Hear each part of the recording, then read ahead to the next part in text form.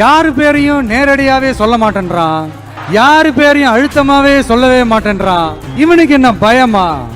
அப்படி இப்படின்ட்டு ஒரு சில இந்த அரசியல் விஞ்ஞானிகள், இந்த நக்கல் நையாண்டிகள் இதெல்லாம் நடக்கும் இல்லையா?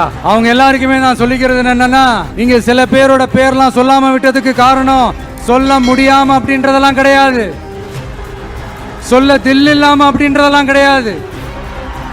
அதுக்கெல்லாம் ஒரே ஒரு காரணம் தான், இங்க யாரு பேரையும் சொல்லி தாக்கிறதுக்கெல்லாம் நாங்க இங்க வரல. நீங்க நாம எல்லாருமே சேர்ந்து தான் இந்த திமுக கவர்மெண்ட்டை தேர்ந்தெடுத்தோம். ஆனால் அவங்க எப்படி நம்மளை ஏமாற்றுவாங்கன்னு இப்போ தானே தெரியுது. எல்லாமே இங்கே மாறக்கூடியது தானே, மாற்றத்துக்கு உரியது தானே, கவலைப்படாதீங்க. 2026 நீங்கள் எல்லோரும் சேர்ந்து, இல்லை நாம் எல்லோரும் சேர்ந்து இந்த மகளிருக்கான பாதுகாப்பை உறுதி செய்ய தவறிய இவங்களை மாற்றுவோம். அதுக்கு இந்த மகளிர் தினமான இன்னைக்கு நாம் எல்லாருமா சேர்ந்து உறுதியேற்போம். ஒன்று மட்டும் சொல்கிறேன், எல்லா சூழ்நிலையிலும் உங்களுடைய ஒரு மகனா, அண்ணனா, தம்பியா, தோழனா உங்களோட நான் நிற்பேன். நன்றி, வணக்கம்.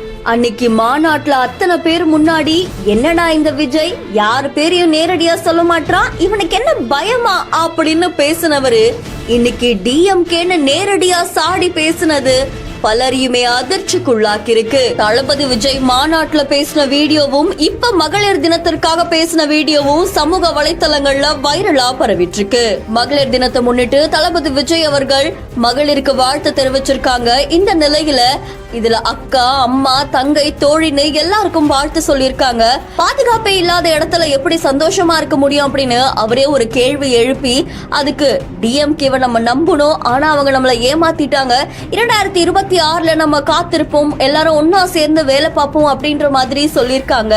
இந்த வீடியோ சமூக வலைத்தளங்கள்ல வைரலா பரவிட்டு இருக்கு. இதுவரைக்கும் எந்த கட்சி பெயரையும் பயன்படுத்தாத தளபதி விஜய் அவர்கள் இப்போ நேரடியா டிஎம்கே அப்படின்னு சொன்னது அரசியல் வட்டாரத்துல பேசு பொருளாகி இருக்கு.